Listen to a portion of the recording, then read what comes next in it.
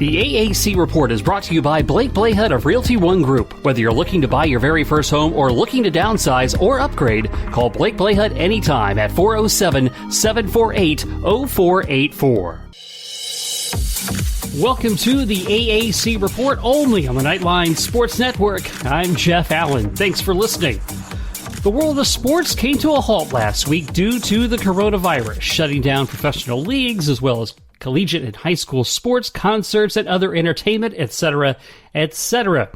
Just moments before UCF and South Florida were set to renew the war on I-4 at the men's basketball conference tournament, the decision was made to pull the plug due to the COVID-19 concerns. Here was AAC Commissioner Mike Oresco's press conference to announce that cancellation. Yes, I really don't have a statement. You all know what we have done and what our position is, but I'd be happy to take any questions you might have. Adam? Adam Amini, ESPN. What was the timeline like in terms of your reactivity to how the NBA, how some of the other conference tournaments were handling this over the course of last night into this morning? Well, we met this morning, and we knew we were up against a time constraint, and we knew that our players, student athletes, would be taking the court in a matter of a few hours. And we were aware that other conferences were meeting and considering this, but we felt that whatever decision we made would have to be the right decision from our standpoint. We're not concerned with what other conferences were going to do. And when we made the decision, I guess, from what I understand, no other conference had actually made a final decision. But somebody said, did you want to go first? And I said, I wasn't concerned with what other conferences were doing. We simply wanted to do the right thing and in a timely manner. And we also wanted to obviously talk to our leadership on our board and our ADs, and we were able to do that. And we were able to ultimately decide that to protect our student athletes was our highest priority, and we felt that there was no way that we could really defend, playing the games. You hate to have them miss an opportunity like this to play in a tournament like this and in this beautiful arena. You hate that, but you realize that your first priority is always the health, safety, and well-being of your student athletes, and that was our primary concern. And we felt that again, we were up against a tough timeline, and we ultimately made the decision to cancel the tournament. And then we understand that a lot of other conferences have done that, and we're not surprised. We suspected that might happen. And again, I was asked earlier, what will the NCAA do next week? And I have no idea, and it's not for me to comment.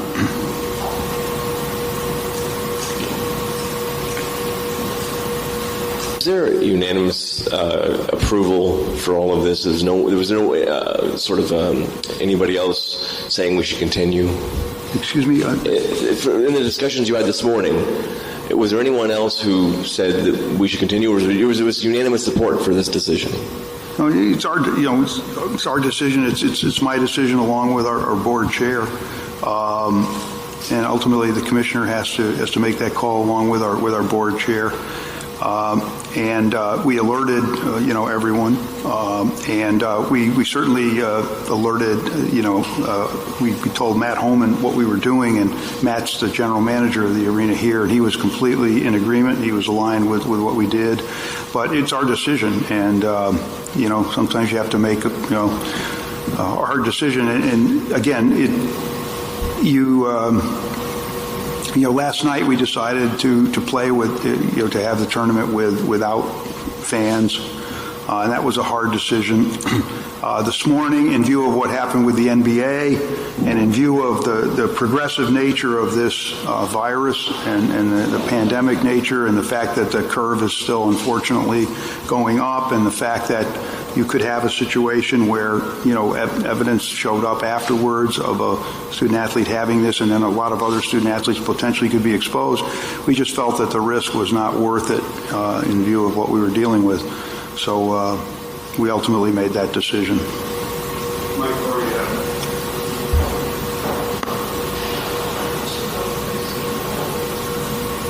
Mike Corey, ESPN. Mike, what is your connection with the rest of the member institutions and the talks with the other, athletic directors about other sports? And, as we see other schools now starting to cancel their entire sports or spring sports season. Yeah, that's a good question. We've been meeting with our athletic directors. It turns out we had an athletic directors meeting scheduled for this morning, and that's why it was fortuitous that we had our AD leadership, with me in the room. And we also were planning a meeting later this afternoon as well. We've decided to move that up, and so we've had some meetings. They're still ongoing. That's the primary discussion right now, is what we're going to do with our spring competitions, both conference and non-conference, and our championships. And we'll have some word probably by mid-afternoon as to what we're going to do with those. I'm not at liberty to say right now, but we're definitely going to have a position on it, and our schools will make a decision. And it'll be a conference decision. It has to be. You can't have some schools playing conference games and others not. And we wanted to also make a decision that either would be conference or all-inclusive, all competitions, non-conference and championships. And we'll make that decision, and we'll have something for you sometime, I think, this afternoon. Dave, how are you? Oh, I'm sorry. For Cincinnati getting the auto bid, obviously it seems somewhat trivial, and obviously we don't know what's going to happen over the course of the weekend. But was that a fairly short discussion about Cincinnati getting the auto bid if there is an NCAA tournament played? Yeah, it was not really part of the discussion at this point. Obviously, as an aside, you think about these things, but the focus really was, what should we do? Because again, it really comes down to, the student athletes look forward to this conference tournament. It was going to be a really terrific, intense tournament. But in the end, we felt that after everything that's happened and the risks, it just was not worth doing it. And that the health and safety of our student athletes was absolutely paramount. That and the other things just didn't matter, and that'll get sorted out. Again, we don't know what the NCAA situation is, but it'll get sorted out. And I know, Mike, we're still under so much uncertainty, but do you envision or think or have any discussions with people about the potential of something like this even being made up, or, postponed and trying to get, maybe if the NCAA tournament cancels? I mean, do you think there's a way down the road that could even happen at a later date? Doesn't seem like it. Okay. It would all, if the NCAA were to postpone, then perhaps, but I really don't think that it would probably be feasible. The logistics would be awfully difficult to do something like that. That's why we felt that postponements, even of our spring sports, would really not be likely, because you were up against NCAA timelines. So I really just don't see that happening. I mean, is there some remote possibility that if the NCAA decides to postpone the tournament, I have no idea what the NCAA is going to do, and I don't want to even suggest what they might do, then could we come back and do it? I really doubt that that's feasible. Is there any concern amongst people here, or any of the teams that were here, about any necessary testing? Do you guys leave that up to them individually? Is there any type of conference mandate to that? Yeah, we would leave that up to the individual institutions and the staff here. The staff here has been terrific, and the concern wasn't just our student athletes, our players and coaches. It was also the staff here, the credentialed media, others who would be here.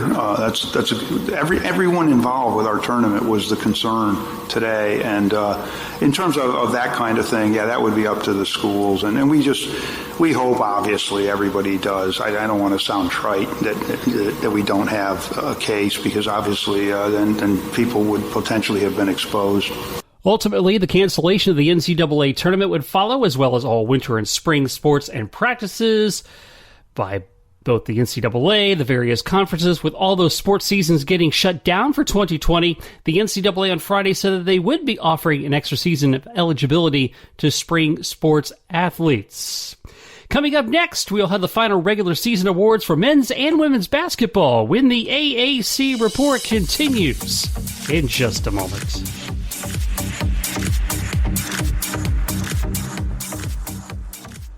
Are you tired of the endless money pit of paying rent? Do you have a home you need to sell for top dollar? Talk to the Hometown Advantage award-winning real estate professional and fellow UCF Knight, Blake Blahut of Realty One Group. Blake has proven to produce results and a smooth process for his clients all across Central Florida. Whether you're looking to buy your very first home or looking to downsize or upgrade, talk to Blake Blahut. Visit him at his website, blakesorlandohomes.com, or contact him anytime at 407-748-0484. Again, blakesorlandohomes.com and 407-748-0484. Get the hometown advantage by working with Blake.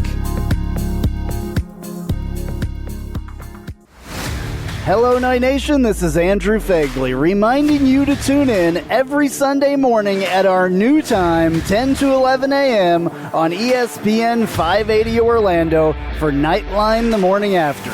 Brought to you by Chad Barlaw. We'll be taking your calls and your texts reacting to the previous week's UCF sports action, and you never know who will show up.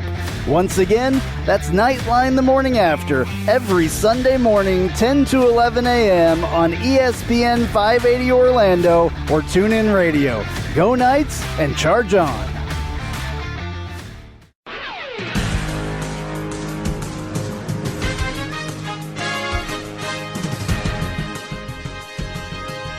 And last week, the conference awards for men's basketball were awarded, and they are as follows. The Player of the Year, Precious Achiuwa, the freshman forward from Memphis. He also garnered the Freshman of the Year award. The Coach of the Year award goes to Frank Haith of Tulsa. The Hurricane picked 10th in preseason polls.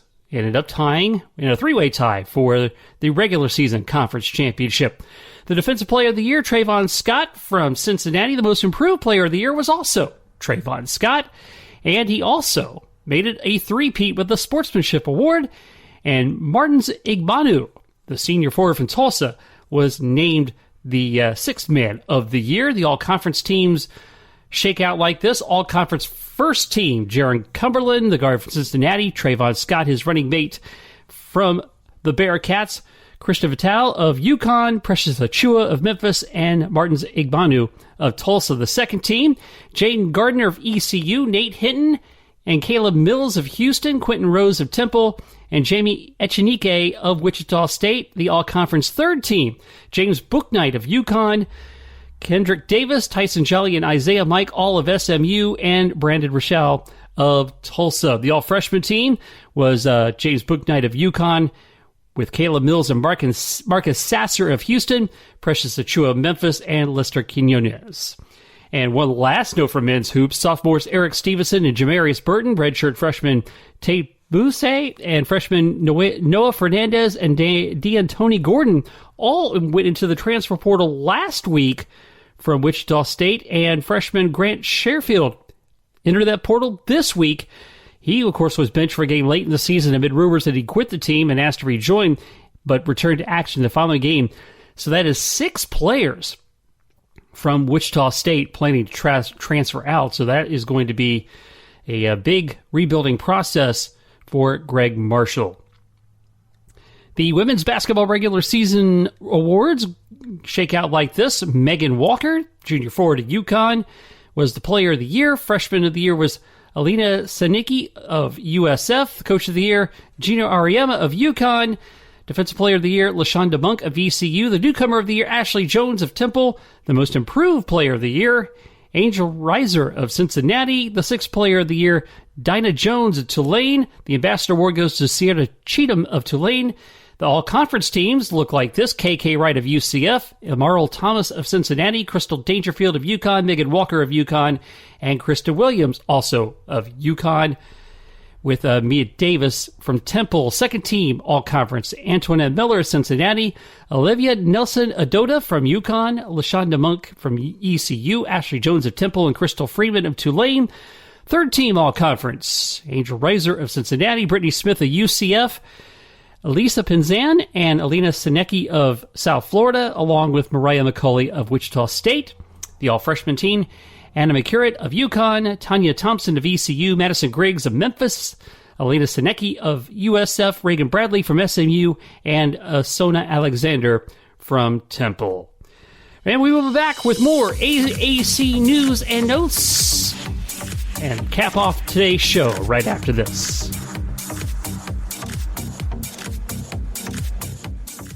Raising the bar on what to expect from your personal injury attorney is our commitment to you at Chad Barr Law. I'm Chad Barr, and as a UCF alum, I am proud to present Knightline, the morning after show, Central Florida's only call-in show dedicated to our UCF Knights every Sunday morning at 10 a.m. And remember, if you or a loved one are injured in an auto accident, call us at 407-599-9036 to schedule your free consultation or visit us at chadbarlaw.com. Our clients come to us in need and leave as family. Offices Altamont Springs. Go Knights. Charge on. Knight Nation, this is Adam, one half of the dynamic duo that is the Sons of UCF, which is found only on the Knightline Sports Network. Join UCF Mike and I each week as we bring you some of the latest from in and around UCF sports, including such great segments as the Josh Heupel Translator, Top 8 Lists, and Cow of the Week. We'll also bring you some of the most in-depth and unique interviews with some of your favorite former Knights. You don't want to miss a moment, so make sure you subscribe to the Knightline Sports Network wherever you get your podcasts, and we'll take care of the rest. Go Knights. Charge on.